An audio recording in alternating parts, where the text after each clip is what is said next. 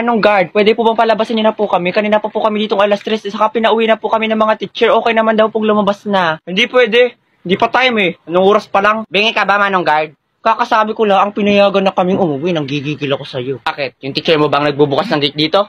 Hindi naman, di ba? Kaya ako masusunod. Manong Guard, nakikita mo to? Oh, lamunin mo, shoota ka, kanina ka pa.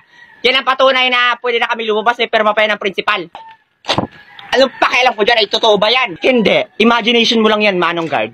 Ako talaga nang gigigil na ako sa'yo. Gusto mo bang tanggalan kita ng ngipin? Sige, subukan mo. Ba't sinusubukan talaga ako itong gurang na ito, Huwag mo nang patulan. Kayo mga bata kayo, napakawalang galang ninyo, napakawala niyong modo. Bakit ganyan kayo makapagsalita? Siyempre, may bibig kami. Eh, paano ba dapat magsalita?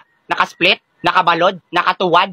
Ang bobo mo rin, Manong Guard, ano? Eh, saan ba kami dapat magsasalita? Sa kilikili o ayan, kausapin mo? Layo mo nga sa akin yan, baka may pasabog ka pa dyan eh. Kung may pasabog man dito, yung hininga mo na yon, halos nga lahat ng bagang mo bulok na eh. Baka nga tinutubuan na yun ng kamote. Lalong hindi ko kayo palalabasin, lalo ka ng bata ka, napakasama ng ugali mo, siguradong wala kang mararating sa buhay mo. Siguro kaya namatay yung nag-ampun sa'yo dahil ganyan yung bunganga mo. Huwag ka naman damay ng ibang tao, busit ka, makakarma ka rin. Hindi ako naniniwala sa karma. Manong Guard, palabasin mo na sila. Sige po, ma'am. O, lumabas na kayo, mga buisit kayo. Buisit na guard niya, sakit sa ulo. Beep, beep! Oh my God, hala! Hala, nadaglasan si Manong Jeric! Hala, totoo? Hala, kawawa naman. R.I.P. that Jeric. Hey! Buhay pa daw. Ay, sayang naman.